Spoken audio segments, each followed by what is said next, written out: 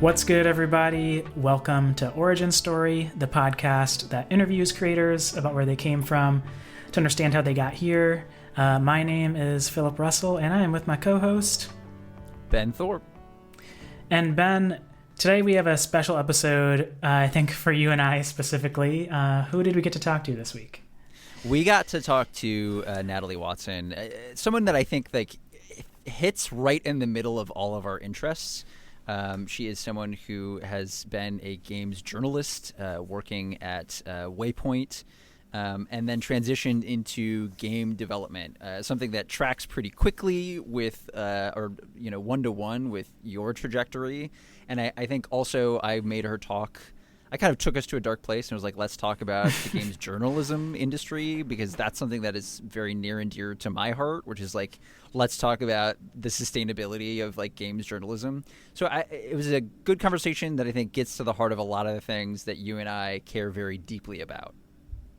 Yeah, we talk about Immortality, which is obviously the game that we talked to Sam Barlow about sometime last year, which is like this interactive movie archival game and the same kind of ilk as his other two games, Her Story and Telling Lies. So that was really interesting to hear Natalie's perspective, especially because that's her first foray into game development. So we get into all that. And then, we really kind of dive deep into kind of the state of games journalism today, why places like Waypoint are kind of outliers in the space. And it was just a really fun conversation. So how about we save our full discourse for after the episode, and let's just jump right in there. Whoop, whoop.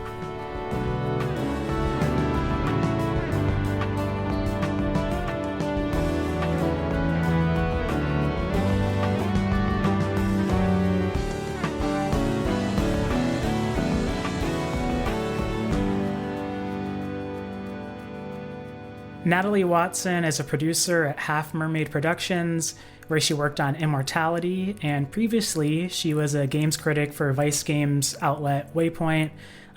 She also co-owns the successful Star Wars podcast, A More Civilized Age, alongside former editor-in-chief of Waypoint Austin Walker, Rob Zacnay, and Ali Acampora. Natalie, thanks so much for coming on the show. Thank you so much for having me. I'm absolutely thrilled to be here. Yeah, how you doing? Obviously we talked to Sam earlier, or I guess last year now, about Immortality, and since then the game's kind of had so much praise, and I know this was your first kind of foray into games development side of things. So just like, how you doing? How's life? Things are good. Yeah, it's been a wild ride. The tail end of Immortality is tailing. We're starting to see set it off onto its own journey, its own path, but for now still a lot to do. Awards season really drags like everything out. Like I was like, I'll be able to, take a step away and I don't know, take some time off or something, but those awards shows, it's a lot to do. We got a lot to prepare for all of them.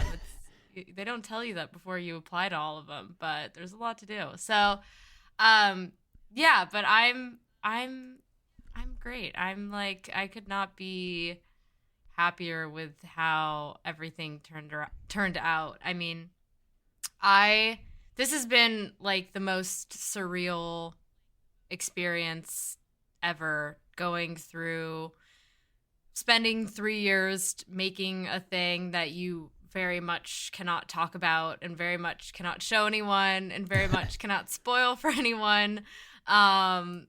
It was like one of the hardest things ever, just like loving what I was doing every day and not getting to share it with anyone other than my coworkers, who are amazing.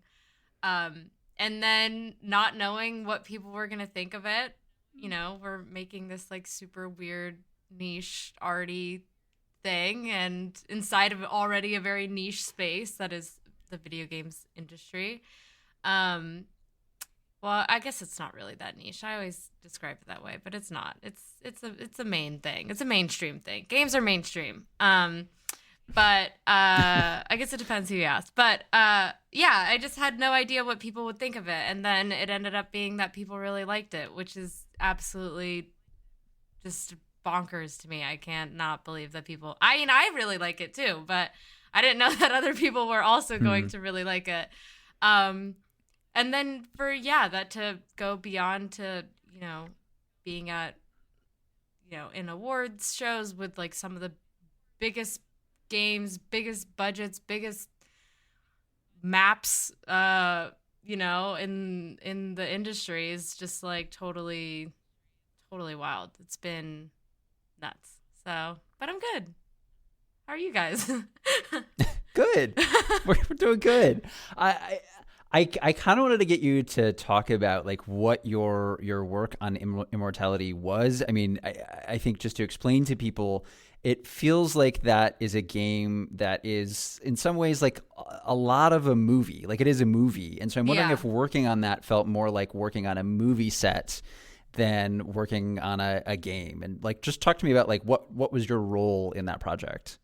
Yeah, I think it's a totally valid question because I think even within the games industry, producers there are so many different kinds of producers out there, which is something that I've come to learn over the past, you know, almost 3.5 years that I've been on the game dev side of things.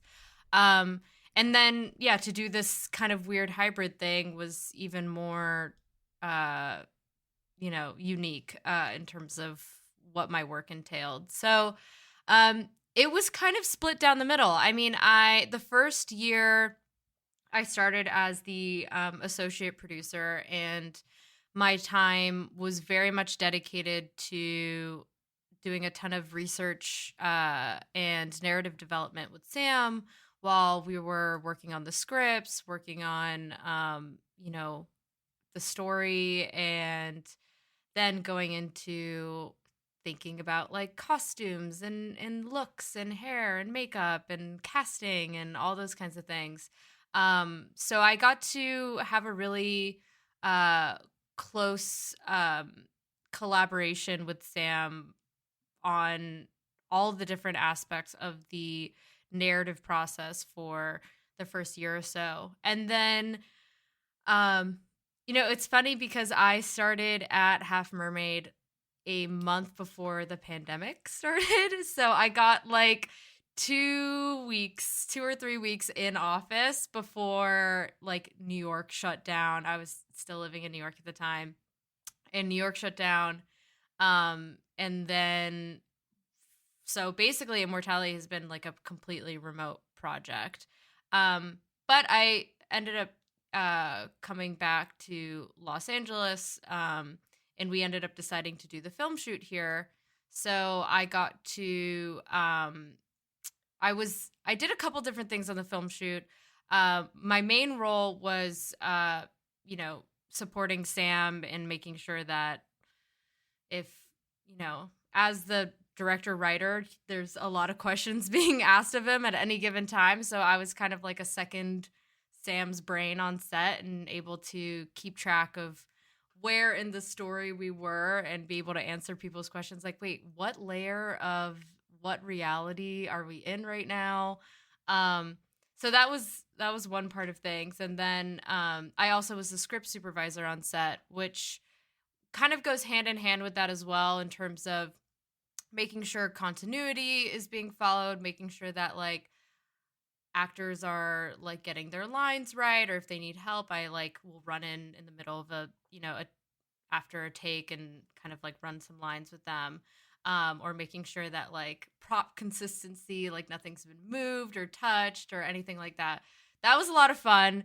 It's very stressful because we shot 3 movies and it was a lot of stuff to keep track of. But yeah, that film portion was very much run like a traditional film set. Like we had a full-fledged crew who all came from film and TV, who were absolutely amazing. And we just basically shot 3 back-to-back indie movies over the course of the summer 2021. And then we went into post-production, and throughout midway through the film shoot, I became the producer at Half Mermaid. So then it was like jumping into the game dev side of things and being able to like figure out our platform plans and figure out like what studios we were going to collaborate with to make that happen, and doing kind of more traditional game dev producing work alongside like ramping up our PR and marketing and making sure that we had you know, yeah, just that Immortality was getting its sort of name out there, which we were super lucky to be asked to be a part of a couple different like games directs. I think like the Future Game Show, and there was like a PC gamer show that we got to do. So a lot of different stuff. I mean, it's kind of hard to describe what I did concisely, because I think being an indie team and then being the solo producer on a project, it was kind of just like a little bit of everything and sometimes a lot of bit of everything. But I think ended up being very fulfilling for me. Like I found my I think like my work ethic and like the way that I approach things lends itself to having a lot of different hats on and getting to have a hand in a lot of different things. So as much as there was to do, it felt like every single day I was learning something new, which is like the coolest thing to get in a job, I think, is just to get to learn something every single day. So that's kind of like the overall. I hope that was I hope that was useful.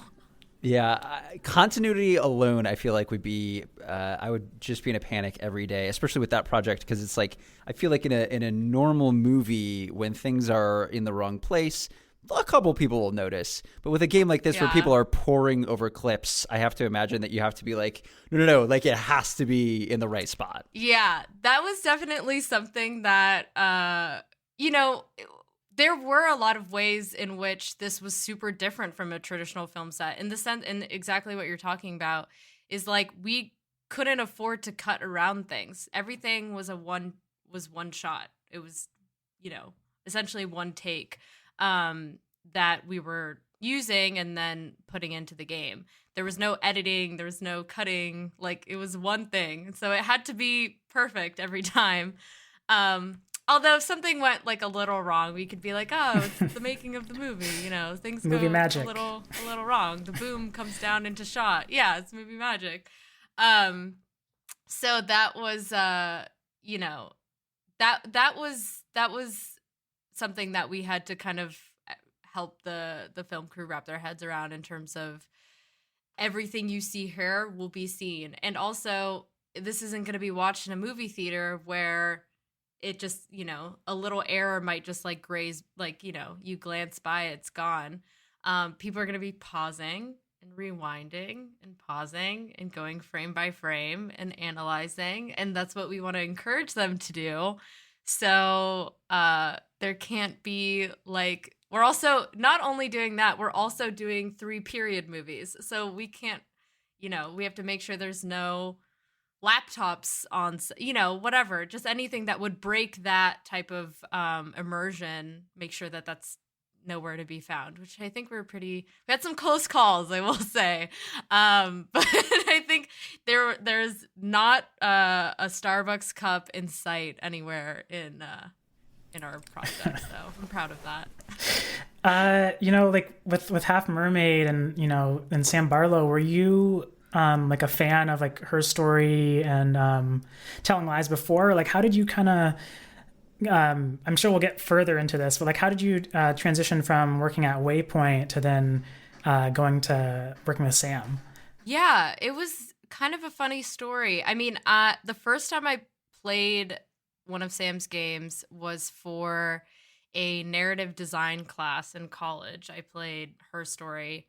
So that was like my first experience with his games, and I loved Her Story. I thought it was fantastic, and just I had never encountered anything like it.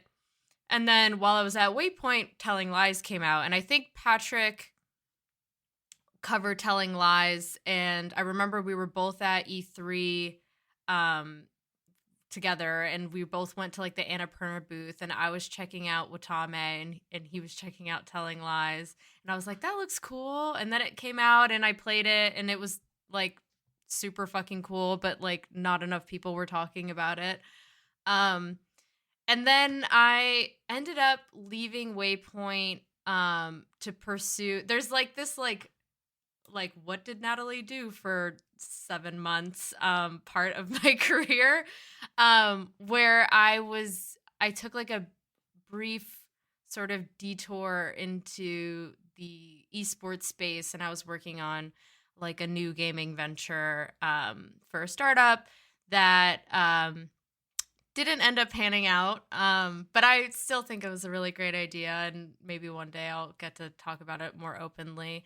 And then that kind of started to, sunset, and I was just like, hey, I'm looking for my next thing. I sort of tweeted it out, and then either Sam saw it or someone sent it to Sam, and he happened to be hiring right at, like, Sam worked on before we were Half Mermaid, it was, the studio was called Drowning a Mermaid, and Sam was the sole employee of Drowning a Mermaid while he made Telling Lies. And so he was like, I want to build out a studio for this next thing I'm going to work on. I'm looking for, a couple producers, and then bring on some like programming talent. So he reached out to me, and we got lunch in Brooklyn at a really yummy Italian restaurant, and we just chatted for like 3 hours about movies and games, and I think he had been familiar with some of my work at Waypoint, so he had like some sense of what I thought about things, but we just got along really well, I think, creatively, and he offered me a job, and I was like, yeah, let's do it. I didn't expect to like make the everyone talks about the sort of transition that one may make from games journalism to game dev, or the other way around. It's like always hanging in the background of those two sides of the industry. I just didn't expect mine to come so soon. I always thought that I'd stay in journalism for a really long time, and then one day, maybe end up on the other side of things. But then it just kind of happened, and here I am. I'm so glad you teed that up, because we have like 8 questions on this specifically, which is, what was different for you, or maybe what changed for you when you made that transition, and did it kind of shape the way that you thought about the industry, or change some of the ways that you were thinking about, the world of games? Totally. I mean, it changed like everything. It kind of shocked me how much it changed how I thought about the industry, and how I thought about players, and how I thought about like what it means to make a game. It challenged all of my preconceptions of that. I mean, I think when there is a certain aspect, I think we have like a problem in this industry. I mean, there's lots of problems, but I think there's an issue with how obscure and like just how obscured the game development process is. I think what Tim Schafer just did with the Psychonauts 2 documentary is like incredibly beneficial to just the games industry at large. I hope that players watch it. I think a lot of critics are watching it, or have watched it already by now. I think that like making games is so hard. It is like a miracle that games get made at all. And I can see, it made me like deeply reconsider a lot of those like, it was just whatever. It wasn't for me.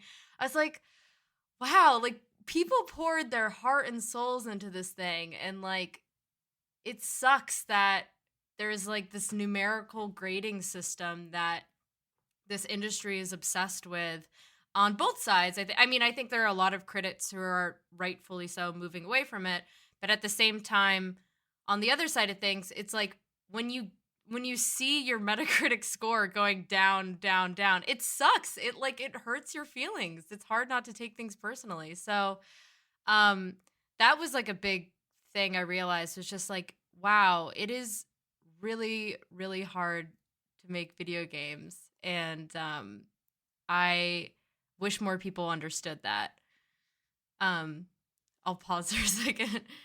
Yeah, no, Phil and I talk about this all the time, where it's like we'll play a game before we go into an interview with a dev, and we'll be like, mechanics aren't really there, story's kind of interesting, okay, and then it's like we'll have the conversation, and immediately after be like, oh, like that was pretty cool, and they put a lot of work into that, and I think like just having access to that shapes a lot of the way that you're like, oh no, like a lot went into this, and I think it's easy to forget that when you're just like, playing through it. Totally. I mean, it like makes me, and it's less like, I think for the most part, it's less like criticism that I've found myself struggling with, because I think Immortality is not a game for everyone. I knew that from the get-go. And, I was very much anticipating, like, I was hoping for an 8. Like, I was like, I hope we get out of, like, I hope we send this thing out there and, like, it resonates with some people to the point that, like, we get some, like, strong 8s out there. That's what I was, like, aspiring to. And then for the very first, because of how Edge print works, like, it came out 2 weeks before before the rest of the embargoes were lifted, and we got like this, history making 10 that it just like it like totally threw me off, and I was like, oh my god, maybe this is like, maybe people are going to resonate with this, and maybe people are going to see it for the amount of work that we put into it, because holy shit, did we like put our like heart and souls into making Immortality. It was like just trying to make movies in general during COVID was hard, and then we made 3 of them like super efficiently, and our lead actor Manon Gage, who's a dear friend of mine now, like this was her first role out of Juilliard, and she's playing like 14 billion different people, like it's just like, it was just, we were so ambitious with what we were doing. So the fact that it was starting to resonate with people was like just the most incredible surprise that we could have gotten. But yeah, I would say that like that's one aspect of things that really changed when I landed on the other side, which is like thinking back to the way I used to so casually talk about games, and not just consider what it takes to put these things out there and make them happen. And then I think like it's the harder part is like the average gamer, I think, because that's like more dismissive. It's hard to like get the sleep Twitch emote whenever your game's trailer comes up in the award show, like it kind of sucks. Or, just people being like, this isn't a game, this isn't, this is a movie, why is it being considered for best game or whatever? It just feels like, we're trying, give it a try. If you give it a try and hate it, then I can't blame, that's totally fine with me. At least you gave it a try, but don't knock it till you try it, I think. That's a little harder. There's just no level to reason with on that front. It's like, it's not going to be for everyone, but like, don't like down it just because it's not for you when you've never really given it a try. It's just like, why put the unnecessary negativity out there? I don't know. I was just gonna say it's heartening to hear your kind of journey of like meeting Sam and then kind of having this kind of unconventional, like you tweeted out like I'm looking for work, ended up meeting with Sam, and it kind of all worked out because like that basically just happened to me like 2 months ago. That's amazing. Where I was working in like a tech startup for the last 2 years and doing like origin story with Ben for like since 2021 and doing freelance games criticism for fun, really. And we had interviewed Chandana Ekanyake, who's the founder at Outer Loop. And when I got laid off in December, and I like tweeted out like, hey, I'm looking for like work on, I want to do something more creative because my background is in creative writing, but I was working in marketing. And he like just responded to a tweet and was like, hey, you should come work here. And like similar so kind you're of at trajectory. Outer Loop now? Yeah, I started in like January. That's amazing. Oh, Yeah. that's so sick. So I mean, I think everything you're saying right now, I can feel that change happening in me too. Just like seeing how games are made and seeing how difficult everything is to make. It definitely has changed kind of, or maybe softened some of like the maybe hardness that I had when I was more on like the criticism side of things. So. Yeah, absolutely. I mean, I think that, it's not to say that I don't appreciate criticism, because there were definitely some people that came out and wrote really good or really well thought out reviews of Immortality where there were things that they didn't vibe with, or just had like, I think, valid critique against the game. But like the thing for me was that it was the thing that made the difference is if I felt like it was actually like, how do I describe this? It was actually contending with the game itself in a deep way, instead of kind of writing it off. Like there were certain criticisms that I read that I could tell were like really engaged with the source, with the material itself, really engaged with what we were trying to do, and like maybe talking about where they felt we missed the mark or whatever. But that I appreciate, and I think there's something to learn from, and it's valuable as a creator to like get that type of feedback. But to see the feedback like, wow, these performances suck, I'm like, no, they don't. Like, I just like fundamentally disagree with you. Or, so just like making a, assumption about something about the production that is just like completely off base or wrong. It's just like, okay, then I can't really, we're not on this meeting in the same sort of playing field here, where I feel like we're just on the same plane of understanding about this game. Like, I'm happy to, to get feedback, but I just want it to be engaged with like what we're trying to do, which is hard. I think as a creative, that's all you can ask for, really, is that people are going to like engage with the integrity of your game, and see it for as a piece of art, as something creative that we're trying to put out there to hopefully communicate something about the way that we feel about the world, or tell a story that we think is important, or something like that.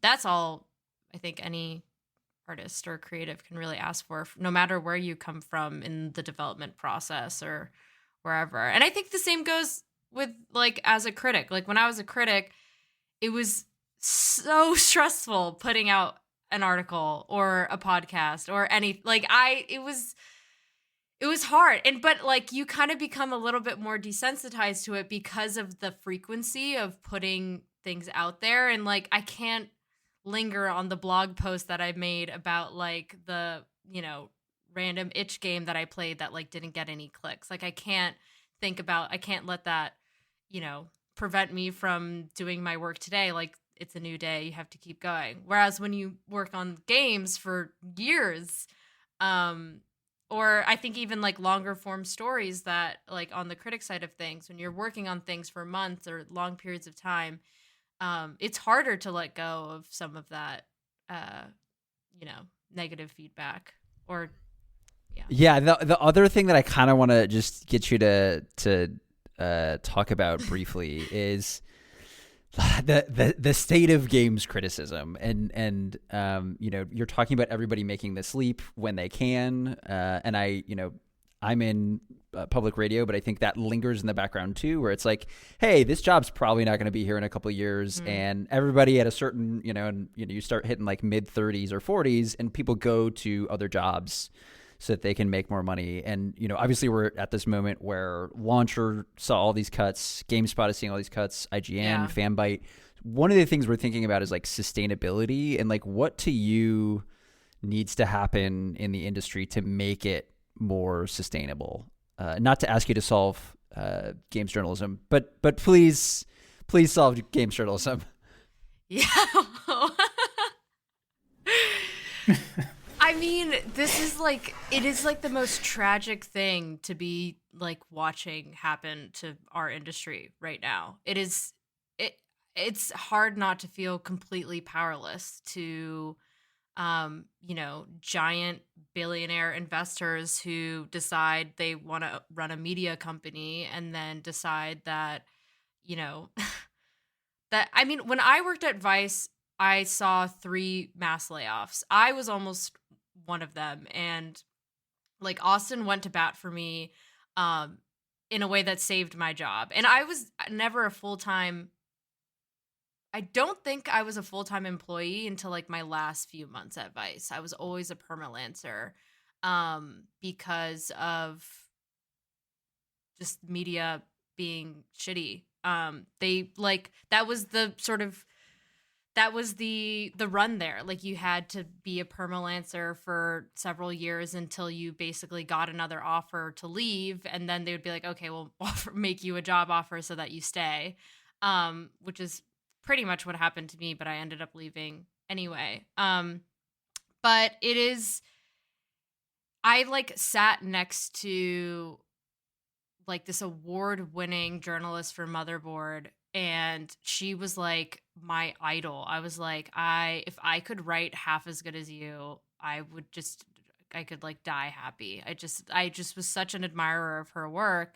And I remember one of the days of the layoffs, she got laid off, and I was like, nothing makes sense. Like nothing makes sense. If like I'm watching some of the greatest talent of this industry and, other, verticals at Vice and be let go for virtually no reason. So it's a difficult, terrible thing. I mean, I think a lot of people's solutions are, try to get DTC, like go direct to consumer, try and, work off subscribers and, develop a more direct, loyal audience that will pay to keep the lights on, essentially. And I think some places are finding success with that. I don't think everyone can. Like, I don't think you can do, I'm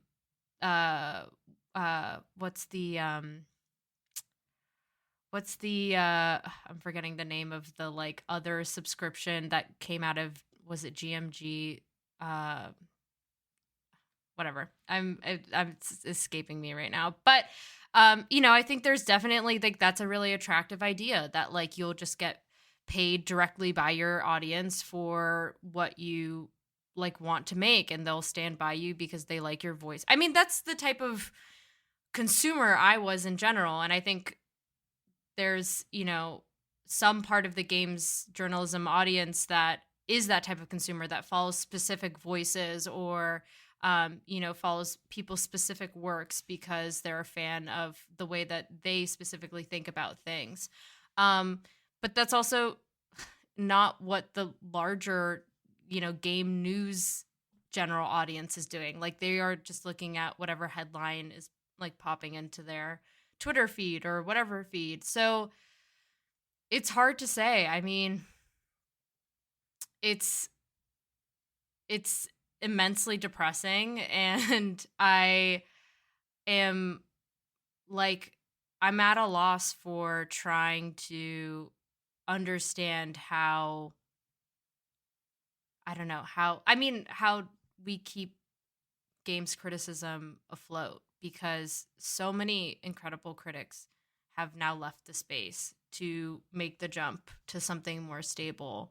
And with like understandably, because like the media industry is either, if they're not kicking you out, like then you're finding your own way. So it's really tough. I mean, I feel for anyone out there who's trying to make a start in this space, and or still fighting the good fight. It's immensely valuable work. I mean, what's the point of making games if nobody's going to write about them and think about them? That's why I got into this in the first place, is I just wanted to think about and write about games for a living. That's all I really wanted to do.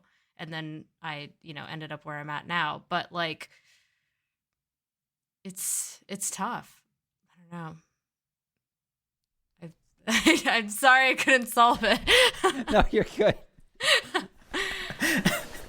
I mean, I have this question in my head where I'm like, I feel like I am like part of the audience that I'm about to ask you about. But like, I remember, when I was in undergrad back in like the early 2010s, I used to just be like one of those headline clickers, like go to the IGN, go to Kotaku, go to Polygon, wherever. And then I just have like this distinct memory of like finding Waypoint, and then basically I just went to Waypoint for everything. And then, through Twitter, maybe I saw other like sites. And, obviously I can't speak to like the financial success of Waypoint, but it seems like Waypoint's doing well compared to a lot of other outlets. And I'm curious, like, why do you think maybe Waypoint is Waypoint just like a unicorn in that scenario? Or I mean, it's funny that you describe that sort of path of finding other stuff, because I had the exact same path. Like when I was told, like, go follow these vertical, like, these verticals, the IGN, Polygon, Kotaku, everyone. And one of them was Motherboard, actually. And then Motherboard, like through Motherboard, I found Waypoint. And it totally changed the way that I consumed games journalism and games media, because I was like, whoa, people are talking about games in a way that like is like what I'm trying to write at school, or like is like what I'm trying to forge like this like game studies path for myself. Like there are people doing that out there in the world that aren't just academics. That's amazing. And then I had a similar thing of just seeing who they engaged with and who they respected, and then that opened up my world to being able to discover new people, new voices. I think Waypoint has the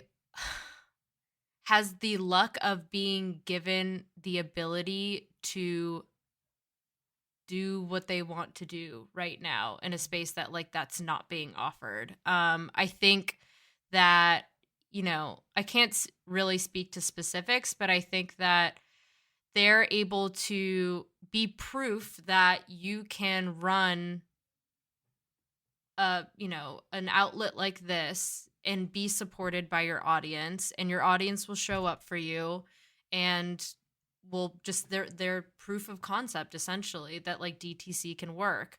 And they're being given the ability to like continue doing their thing, continue making their thing. And that's like it's kind of as simple as that, just that they're being given the opportunity to do this thing. And Patrick, Rob, Kato, Ren are, powerhouses. They're like some of the best critics in the space. And as long as they can keep, my hope for them is that they can, be able to foster more voices, more new talent. Ren is a relatively new talent in the industry. I mean, she's come up in like the past 3 or so years, I think. And she's like one of the sharpest critics out there. It's like, that's an amazing, like that's all I could hope for from any outlet out there, is that not only are we keeping the lights on, but that new talent is being able to be fostered and grown and like, spotlighted, because I think that's, the freelancer space is really tough out there too. Like it's hard for freelance critics to get spots writing places because there's like not a lot of places have the ability to commission articles and stuff right now. So it's a really tenuous time, and I very much respect and admire the EICs out there still, and journalists everywhere that are still doing this thing, still fighting this good fight, because without them we would just have chat GPI, what is it? Chat GPI articles about video games, whatever. Which like places are already doing. They're already like using that shit to fucking write news blogs. It's like, what the hell is wrong with your tech brains that like you think this is a good idea? This is a terrible idea. Stop replacing human people's work with like just bad robots. It's not good. It's not good work. Doesn't make sense half the time. But anyway, that's my anti chat GPT spiel. But extremely here for it. Yeah, I don't know. It's tough. It's hard to keep games criticism afloat in a media industry that is just so ridiculously profit driven in just like obscene ways that, I don't know. It's not sustainable. We're watching the collapse happen as in the past year of so many different outlets shuttering or so many massive layoffs. It feels like every couple months, like half my timeline is, either boosting someone or looking for work themselves, because it's just like it's dire straits out there. So yeah, and it feels like it's cycles. We go through these cycles of just like everybody gets laid off. The other question, and again, I'm sorry I'm asking you these like very kind of like solve this problem questions, but well, that's my job as a producer. It's basically to just solve problems. So I'll do my best. Is like how some of that, whether it's like building an audience that wants that level of engagement and thinking about, games deeply, and trying to engage with, the stuff that you're talking about where you're like, oh, this review of Immortality is good, even if it's like, it's not 100% pro because it takes it on its own terms. Because I also feel like I see so much kind of antagonism towards, critique, especially among gamers. And I'm wondering like what it takes to foster more of that. Like, I'm genuinely interested to read this thing that I don't necessarily agree with. Yeah, that's a tough one, because I think it's like a product of how terrible Twitter is for discourse, because like you can't like a thing or not like a thing and say that out loud without people jumping down your throat either way. And even if you say, coming from as a person who does a Star Wars podcast where mostly we complain about Star Wars, like there's a lot of people out there who would be like, why do you hate Star Wars? And I'm like, no, I love Star Wars. I love Star Wars so much that I've spent 2 years complaining about it because I think it could be so good and I want it to be better. That's the fundamental misunderstanding, is that some people think that you have to dislike a thing to have problems with it, whereas you can absolutely like a thing and have, thoughts and feelings and tensions. Like that's what makes it good. That's what makes it satisfying. That's what makes it fulfilling. It's not just, yummy, delicious, easy to eat cake. I don't know. Yeah, exactly. It's not interesting. That's not like why we get into the business. I think it's just not why any critic wants to write about video games, is just to like talk about how fun jumping is or how good the guns feel or whatever. Like that stuff is cool too, and it's like it's awesome when you find that. It's awesome when a mechanic like really blossoms for you in some, you know, specific way or whatever. But that's not the end all be all. Is it fun? It's not the end all be all. And like, I don't know. There are a lot of movies out there that I think are incredible films that I did not enjoy watching.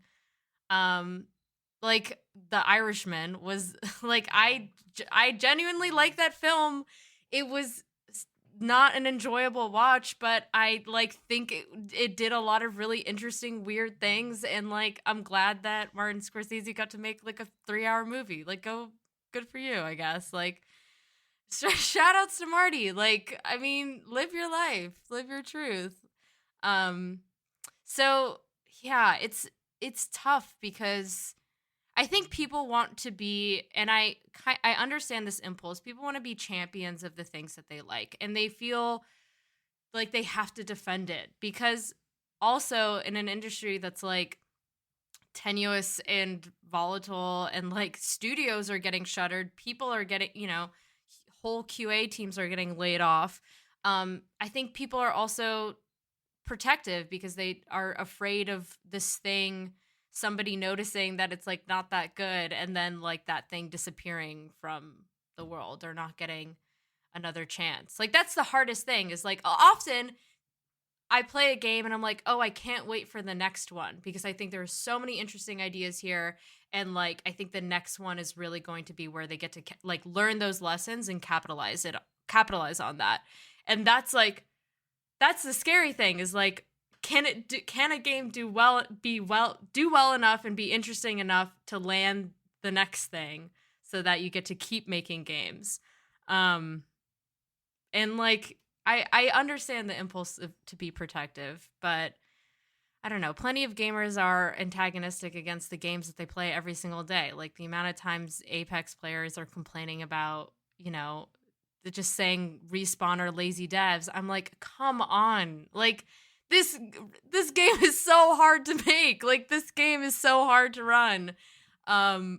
It's nuts. But, you know, it goes to show how much of a disconnect there really is between some of the, you know, people who have thousands and thousands of hours in a particular game and don't understand what it takes to make that happen, to like facilitate that experience. It's like, it's disheartening. But I think there are people who are doing good work, like the No Clip team, like you know, some of these studios releasing, you know, their own proper documentaries. But it's like, it's hard to keep that type of documentation. From our perspective, just even, you know, we've been approached to do some like making ofs, and we did like a Edge piece in the most recent Edge article of like a deep dive on the making of Immortality and stuff.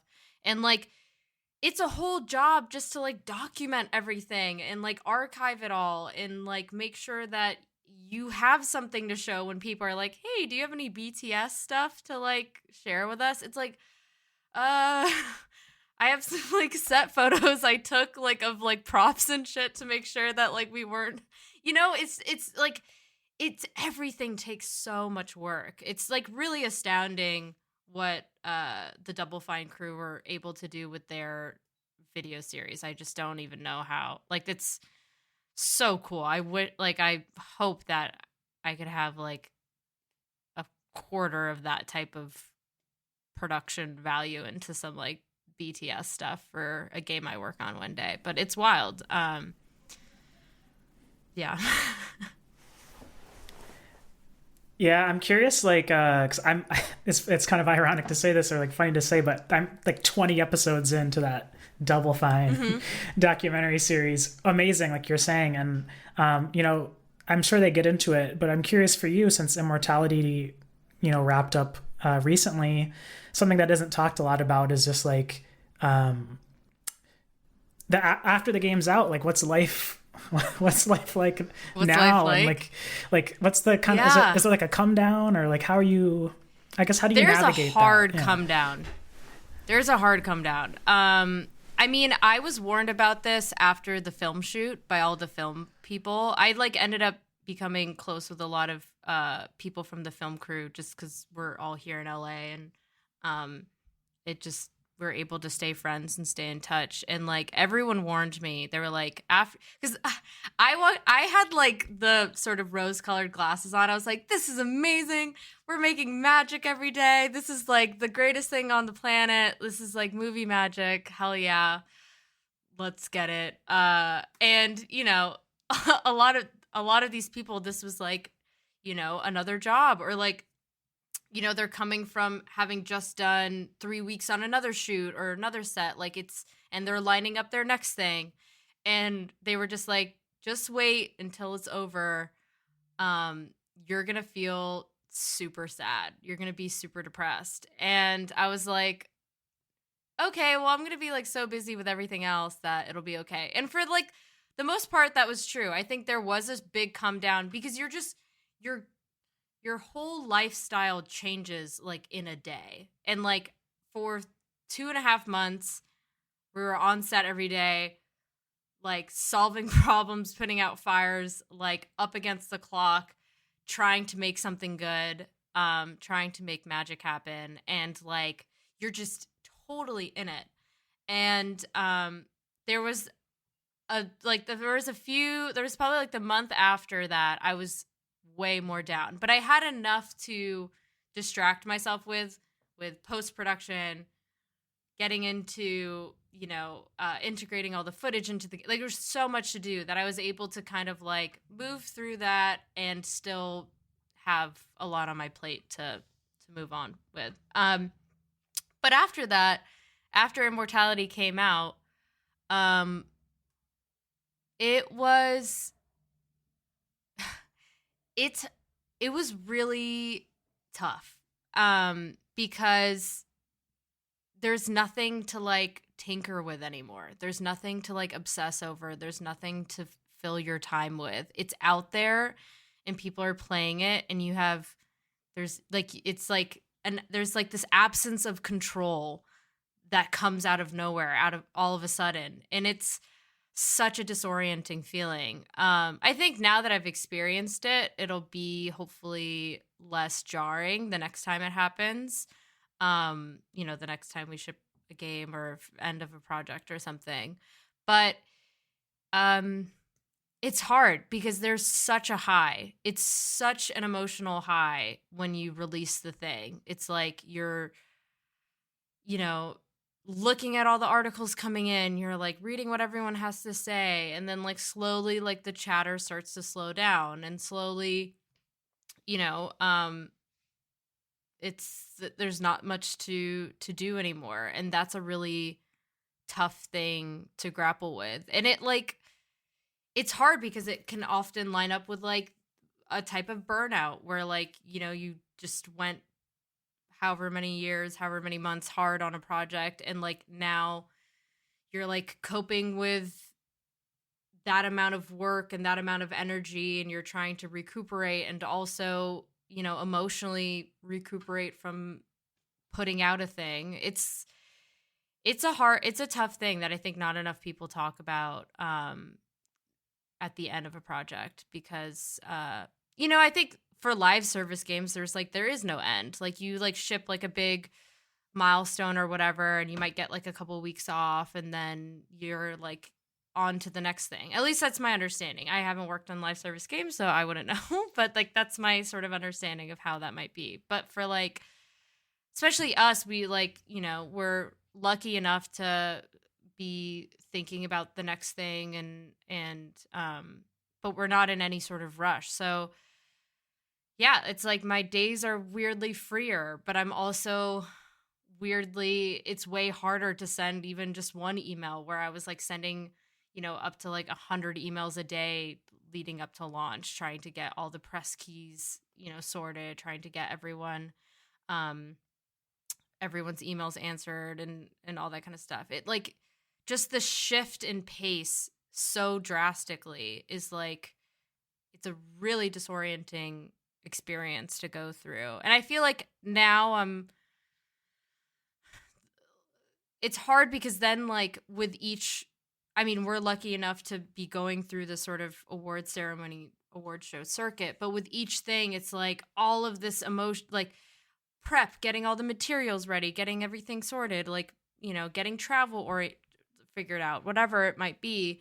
And then to have like this big high again of like, oh, will it happen? Will it not? And then it's like a lull until like the next thing that like, you know, it's definitely a roller coaster of emotion. And I think now that we're sort of, you know, on the tail, you know, at the end of Immortality's like post release thing, it's odd. It's also hard to say goodbye to it. It's hard to like, I'm obsessed with this thing. I've been obsessed with Immortality for like almost 3.5 years. Like, it's hard to imagine it not being a part of my life every single day. It's the weirdest thing to think about, that like I will, you know, one day not be talking about or thinking about Immortality. Like, that's just like a unfathomable thing to me, because it's been my whole life for like almost 3.5 years. So that's also a super odd thing. Have you started to like have conversations about what the next thing is? Does that happen somewhere in this process? Yeah, I mean, Sam is always thinking about, like, Sam has like a bajillion ideas for games. Like, he is a fountain of creativity. And so even while, you know, we're working on Immortality, we always would like kick around like, this would be really cool if we got to do it in like another thing, or like this, we had like, sometimes we'd have an idea for something. It's like, oh, it doesn't really fit here for Immortality, but like maybe like the next game or like the next thing. So yeah, I think like we're starting to do my favorite part, which is like starting to do research. Sam, like the first week I started, maybe not the first week, but within the first like month or so he started compiling this like research list, reference list for all these movies and books and music and all these kinds of things for Immortality. And that was like one of the best things we got to do, is just like go read a bunch of stuff, go listen, go watch, go play a bunch of different games. Like, just, it's as a creative, it's really hard to do that type of work. Personally, I think I haven't played many video games in the past 3.5 years. Like, I'm still at Godric and Elden Ring. Like, I'm so far behind. Like, I have so much catching up to do. It's sad. It makes me sad because I used to play so many video games for work, and now it's like so hard just to do one. But it's the best thing to have like an excuse and a motivation to like just go play a bunch of stuff, go watch a bunch of stuff. So we're kind of just now getting started into that process, which is really exciting. Yeah. No, I was going to say, because you were talking about, you know, behind the scenes stuff, and I was noodling through some of the blogs. And like one of my favorite things was when you would have conversations about, oh, hey, here's this piece of art. Here's how I'm thinking about how we can apply it to the stuff that we're working on, which is just like, I don't know how rare or how normal that is, but it was a very cool approach. Yeah, that's cool. I'm glad that like you read those, because those were really, that was a fun thing we got to do in the beginning of Immortality. And my co-producer Jeff and I were doing like these audio blogs at one point where we're like just chatting about production and what we're playing and stuff. And that was all. It's just hard to maintain, honestly. It's hard to like find the time of day when it's just me, Sam, and Connor on the team, and like you want to be able to keep making that kind of stuff and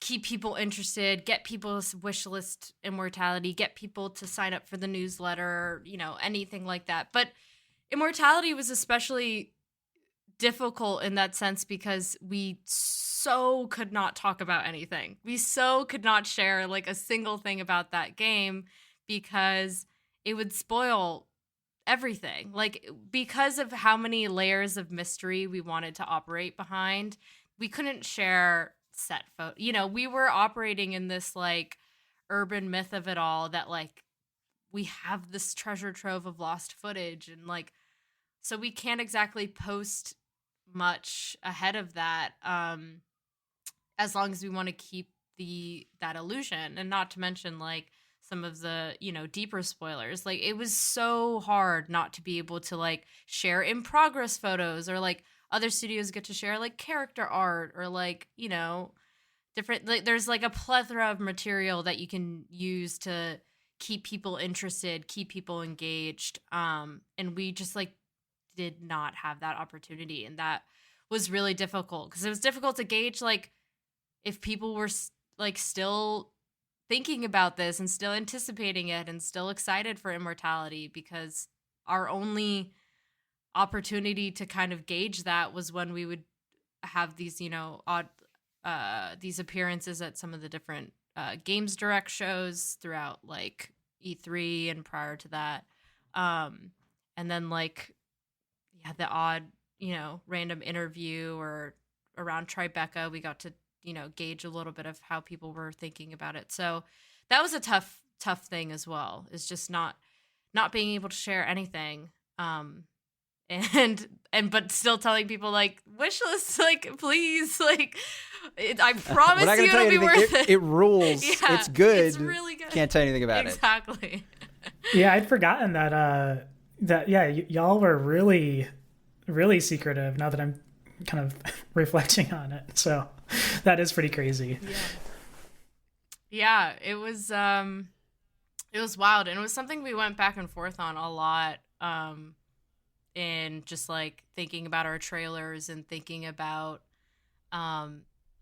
you know, our tweets and stuff like that. It was really, and that's why I think we leaned on sharing so much like reference material in the beginning, and like talking about art and talking about the movies we were watching, and making that like letterboxed account of like all the Immortality references and stuff, because that was like something we could share and could talk towards, whereas everything else we really couldn't say anything about on our own will, like because we did not want, like, you know, we didn't want to. We wanted to keep everything a surprise, which I think ended up being worth it, ended up working out, but it was terrifying to do. Like it was a big bet that I think really paid off for us. I think we're winding down here. Is there anything we haven't asked you that you're like, hey, I really want to mention XYZ, either about Immortality or just kind of about you and your trajectory? I don't know. I mean, I appreciate like the interest. I think that's really cool that it's a perspective that, you know, people want to hear about. I think if you haven't played Immortality yet, I would really appreciate it if you gave it a try.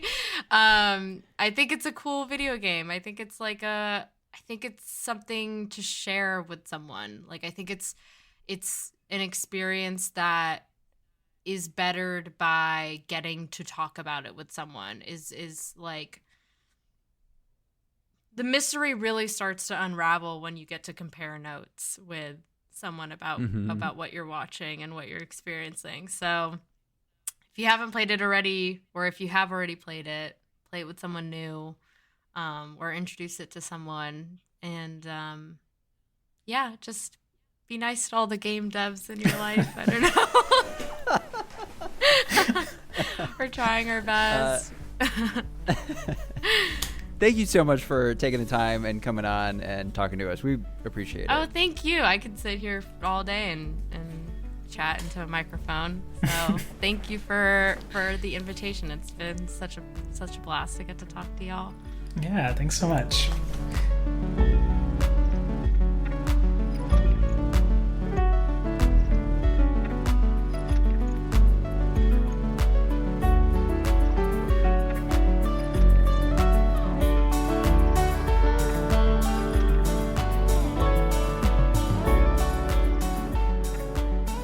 And that was our conversation with Natalie Watson of Half Mermaid Productions. This is where we talked all about Immortality, the game journalist to game development industrial pipeline, as some people joke about, and how we are in a dumpster fire that is the games journalism industry today. Ben, what were some things that you're kind of thinking about at the tail end of this episode? Yeah, I mean, like, I feel like I gently need to apologize because I was like, let's just focus on the depths of the darkness of the world of games journalism. There's been a lot of recent articles that I think have put me in this headspace. Neiman Lab had an article right before we talked to Natalie Watson about is there a future for games journalism? I think this is something that's on a lot of people's minds when you look around and you see all these layoffs at GameSpot, IGN, name the company basically. Yeah. And so it's just well, what is the future here? And I think it's obviously, Phil, something that's near and dear to my heart, because even though I'm in journalism and it's marginally safer, marginally more stable than games journalism, it's not much. We're talking about degrees here. And so I'm always thinking about what is the future and what does it mean that so many people come in, I think especially as a young person, come in, write a bunch of great stuff, are in the process of building their career, and then are either fired or have to take something else to get a life that's more stable or pays better. And what does that mean for this state of whether it's criticism, games journalism, or just regular old, journalism and reporting? Because I think both industries look very similar. Yeah, something that I'm thinking about just as you're talking about those things, and we didn't get to talk about it with Natalie specifically, but I just recently saw the Twitter handle's escaping me, but it's basically this Twitter that posts new jobs in the games industry, and they just put out this report that was essentially talking about how 80% of the jobs that they posted in 2022 were requiring 3+ years of experience, and how basically we're in this moment on the game development side of things where basically there's way too many senior roles and not enough junior roles. And it's interesting analoging that next to games journalism or journalism in general, where it seems as if there's a lot more of these entry-level jobs where people are kind of being underpaid, asked to do a lot of work, and then they're kind of burnt out and left to have to go somewhere else in order to have a semblance of a real kind of living after all these years and all this work that they've put in. And yeah, I mean, I don't have a answer or really a major revelation in there, but I'm just thinking about that as you're kind of unpacking for us some of these ideas around what's happening in the journalism space. And off air we were just talking about how NPR, for instance, really kind of bet a bit on podcasting, and now we're seeing maybe some of that bet it's not panning out, right? So we're kind of seeing a kind of reckoning happening across the industry. Right. Yeah. So I forget if it was at the beginning of March or it was a couple of weeks ago. Either way, NPR announced that they were going to have 10% layoffs, and they had kind of been behind. I mean, CNN and Vox and all these other places had announced, Washington Post had announced layoffs sooner. And then it was is it going to happen? Is it going to happen? And then NPR put out this thing a couple of weeks back that was yep, there's 10% layoffs coming down. And they kind of pointed at podcasts and said oh yeah, podcast funding, ad funding here is just not where it needs to be. And so we're not going to be able to keep a lot of these positions. And so, a lot of people are going to lose their job. And the scary thing that happens, at least, for me being at a smaller station, is that you think about when you apply to your next job, you're now competing, for even at a smaller station, you're now competing with a pool of people who have X number of years with national public radio, with the big head NPR station. And so it just, as the pool is shrinking, it's this musical chairs game, I think, where it's like you realize like you're in a room with people who have like much more experience, and like at the end of the day, like they're probably going to be able to hold on to one of those chairs a little bit longer than you. And so it's just like always kind of being in a place where you're like, how much longer can I do this? How much longer am I going to stick around? And one of the things that I think about a lot, because I've been seeing a lot of games journalists, as they lose their jobs, like tweet it out. And I was actually just kind of tweeting back and forth with Linda Holmes today, and she said something similar, which is like, I'm just happy to be here, hope I get a little bit longer, right? Where it's like that attitude of like, it's nice to be here, but like, my time's coming eventually. Like it's like, it's almost like it's a competition with the clock, where it's like, you don't really, like, nobody really expects to make it all the way to retirement. It's almost like we're all just playing this game of like, we're here as long as we last. And then, like I hope it was a good time, basically, which is just like, I mean, I guess a good attitude to have, but also feels crazy to me that it's like, yeah. Oh yeah. Which, I mean, it's so outrageous, I think, in relation, like with Linda Holmes specifically, because it's just like, she's like the face of pop culture happy hour, and which I think is, for a lot of people, when they think about NPR, whether it's like you're in the car driving somewhere or you just listen to the podcast, like that's one of the pillars of the station. And I think all this is so wrapped up too in like where criticism is in the games industry and abroad, and like, is there going to be a life for it going forward? Like, I think even in the games industry specifically and the game journalism side, the same thing is happening, right? Where you have, like you said at the top of the show, IGN, Fanbyte, GameSpot, Polygon, where all these publications kind of axing their employees that have years and years of experience, which then just makes it that whenever there is a new job for a games journalist at any of these publications, it's like, why would anybody who's not at the caliber of, ex editor at Fanbyte or wherever else, why would they even apply to those jobs? There's basically no chance that they would get it over somebody with so many years of experience, which then I think is bleeding into what we're seeing, like what I just joked about, of like the journalist to game development industrial pipeline.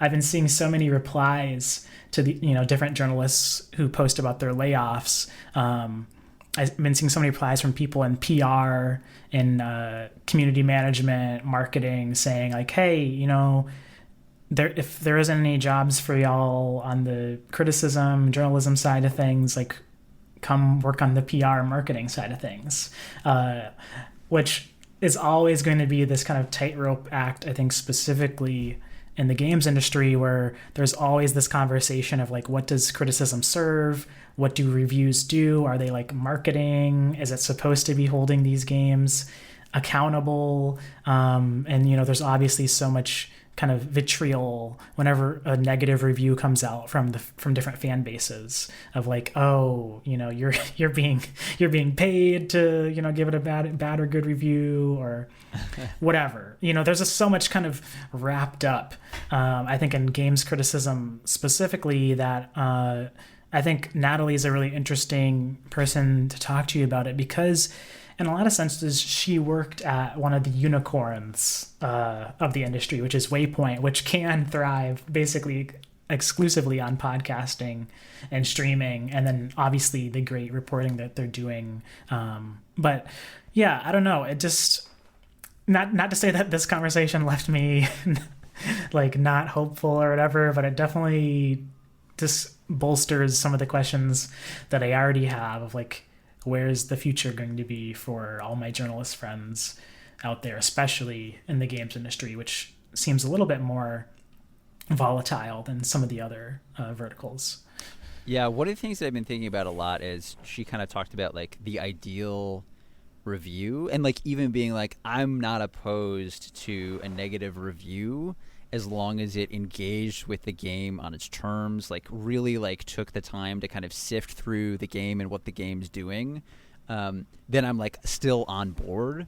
And like how rare that sort of thing can be, right? And like that sort of thing takes like time and effort and work, and you know, if that's not valued, then like, yeah, it does just go away. And sometimes I'm like, you know, is this just that we're English pilled? It's like we both have, you know, masters in English, and so of course this is like what we seek out.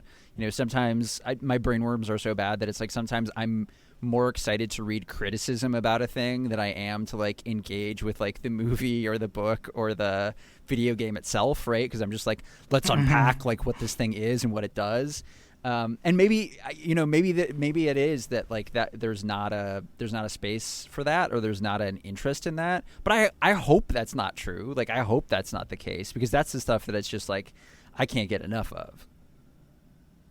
Yeah, well, I mean, if anything, what I'm kind of left thinking about, I think especially, I forget maybe it was Hogwarts Legacy recently, like all the discourse around that, and like, should you review the game or should you not review the game and everything. And I think that was like a really good moment of where I initially fell on it. Was like, oh, I don't want to engage with it at all. Or like I wouldn't want that. I think I tweeted like I wouldn't want that in my portfolio or something like that. Yeah. And then, you know, as the discourse kind of evolved, I think my opinion ended up changing a bit. It might have been Gita Jackson's review, because I think they did it for Polygon or one of them. But you know, the importance of having like criticism from people who are going to kind of provide that more negative or critical lens on the topic, when so many of these other kind of reviews or essays on it were kind of not digging that deep. I think that's so important, right? And it feels like, unlike, you know, film or books, it seems like games specifically has a major kind of issue with like how it engages with criticism, and like how fan bases engage with criticism as being something that actually bolsters a work, whether it's a negative or positive response, versus it just kind of being like a hot take, or like you're dunking on something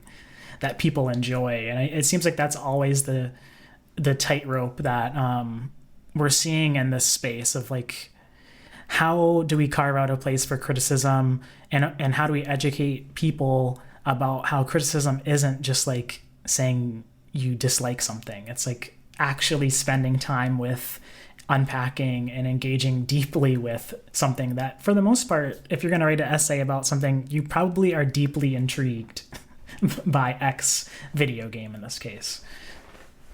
Yeah. And just like I think that's right, where it's like having to have a space to engage with stuff and to like really just like dig in. Phil, this might get us like way off track, but I don't know how much you've been engaging with. There have been a lot of essays recently about like what is the future of the English degree. There was one in the New Yorker. There was one in like the National Review. I don't know if you've seen any of those, but it's like, you know, is there a space for like that kind of criticism? Is like kind of the bulk of like what those are asking, like to kick it out even beyond our, you know, obviously you and I are focused on like games journalism and stuff.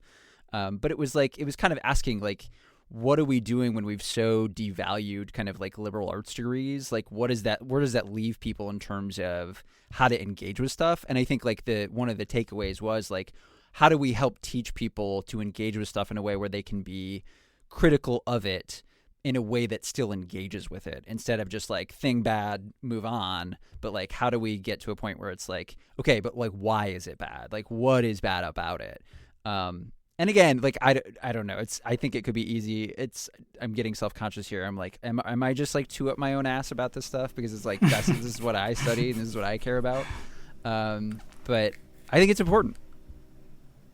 No, I mean, I think that that New York Times article specifically would actually be like a really great thing for us to maybe unpack on the study hall and like really dive into it. Because yeah, I mean, one of the quotes from that article that I've been lingering on is just like, you know, we're kind of in a moment right now where young people will have had the least amount of education on like human history and like humanities ever, and like how that's going to, fundamentally change not only how we engage with each other, but also like media, history, etc. And I mean, again, yeah, maybe we're biased because we studied those things, but it doesn't seem good. It doesn't seem like that's a good trajectory to bring us down. It doesn't. But counterpoint, are we turning into just old curmudgeons on the porch? I don't know. I've got the gray hairs coming in. It could be that. I just need to get my spittoon. Worst part, they look really good.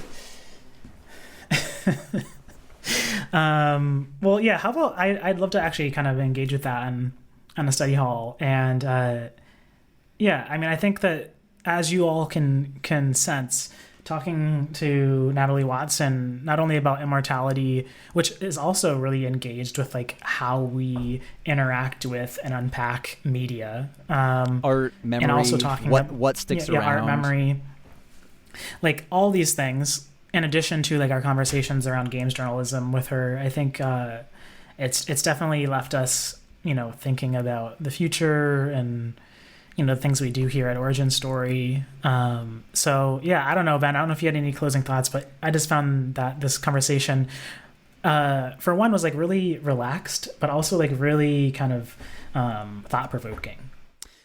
I think yes to all the above. I felt really good. I really appreciate Natalie talking to us. I do want to say, so now that we're like towards the end of the episode, I'm kind of assuming that everybody at this point has turned off the podcast, has stopped listening. There's like 2 or 3 people who might be still with us.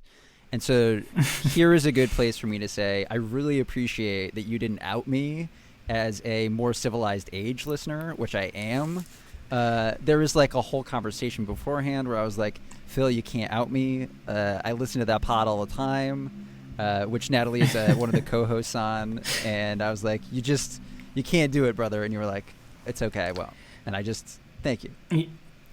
You were sweating over there. But I mean, to be honest, there was moments I had to hold myself back from also kind of fanboying a bit and saying something about how she's a Keyblade master based off of like the 10-hour Kingdom Hearts deep dive that they did. So, we're in the same boat here. Did I pick up Dooku Jedi Lost because of that podcast? Yes. Is that very embarrassing? Yes, it is. Well, yeah, if you all want to check out some of the awesome things that Natalie Watson is doing for More Civilized Age, or some of the older stuff that she did for Waypoint, or obviously if you haven't checked out Immortality, yeah, you can check her out on Twitter at Natalie Watson, and all of the Immortality stuff at Half Mermaid Productions website. Yeah, thanks so much for listening, and we will see y'all here again on the next episode of Origin Story. Whoop whoop! Thanks again for checking out the show. If you would like to follow me on Twitter, it is 3D Cisco on Twitter as well as Instagram.